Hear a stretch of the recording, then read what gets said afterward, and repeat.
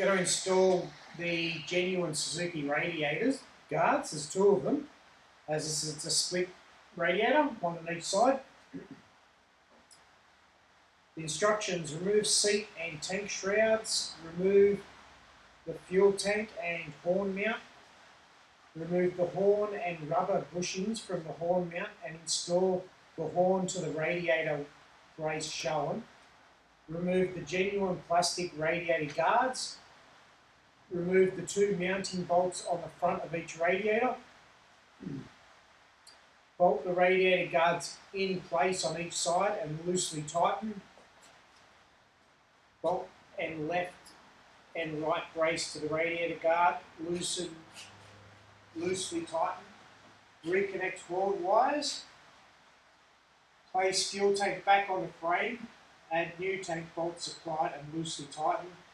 Tighten all mounting bolts for radiator guards, braces and fuel tank. Reinstall the seat and the tank shrouds. Now these are the rad guards. It's actually really nice quality aluminium.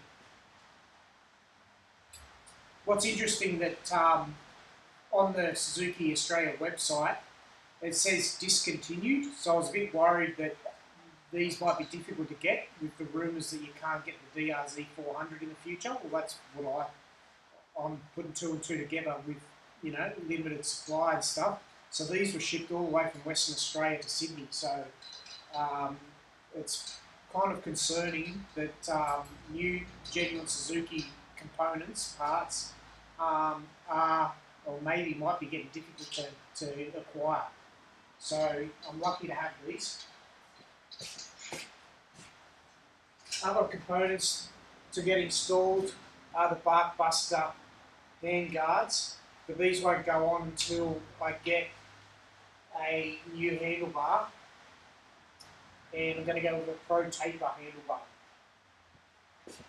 Okay, so we'll start with removing. So I need an 8mm T-bar,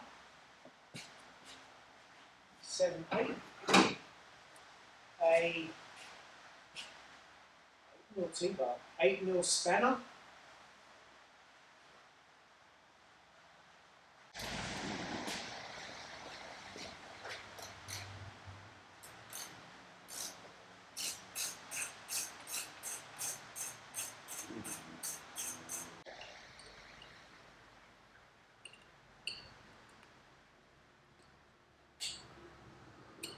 disconnect the horn, 8mm spanner,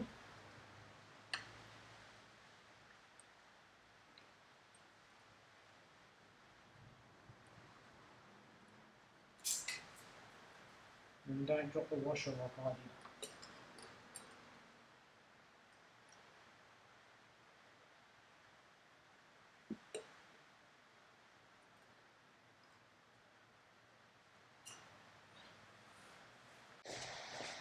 Fuel tank bolts.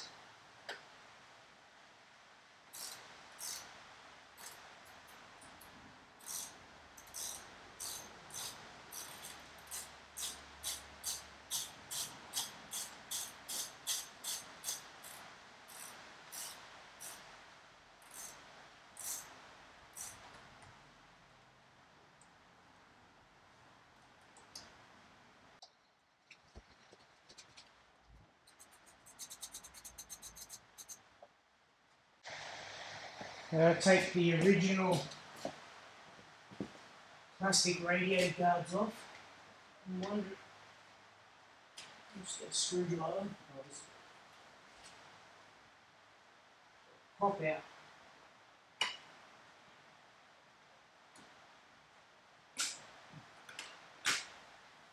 That's it. We can do that for the other side. The radiator bolts.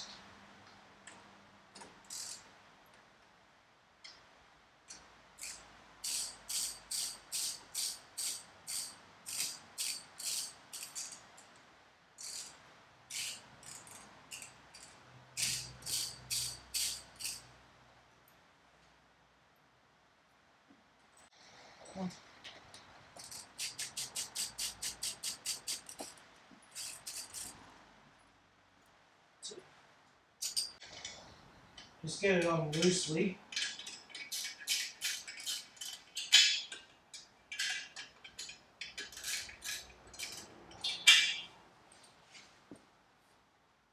Yeah, so take it.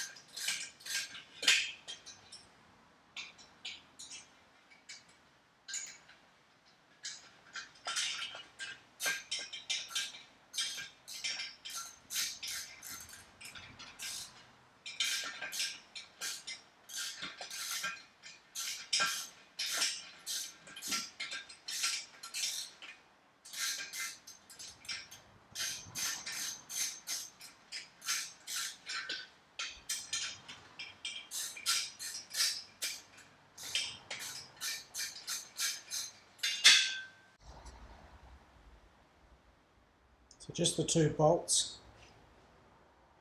You'll need the extender piece on your socket to go through those 2 holes to fit it. And you just put them on loosely, okay? And the same with the other side. Zoom back out. Focus. So just loosely fit that on. You have to reuse the rubber grommet from the original horn bracket and place it on to the support bracket for the rear of the radiator, and these 2 metal pieces will need to go in as well.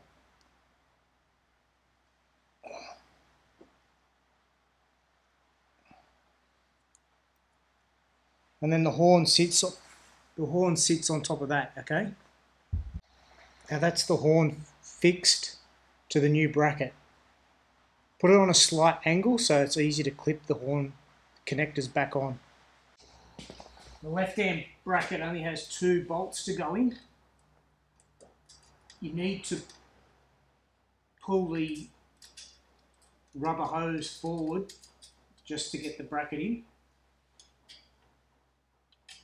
and have the lip sit on top of the other mounting point.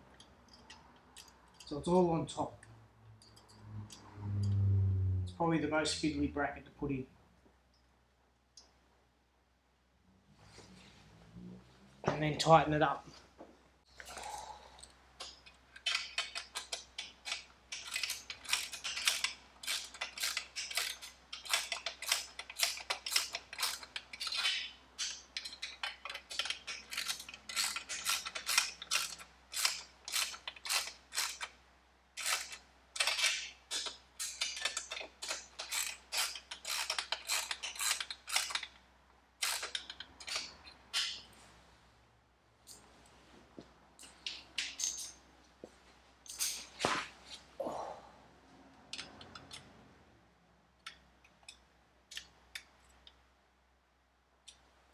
On the back of the radiator, that triangular bracket, I'll just zoom in, it's got the 3 nuts. Just loosely put them on, and prior to putting those on, connect the horn up first, and that will help support it. And then you put the 3 screws in, 3 bolts, and then lightly put in the main radiator bolt at the back last. And they should all be sitting there loose, ready to snugly tighten. There you go, that's what the radiator looks like when it's installed. Looks pretty good.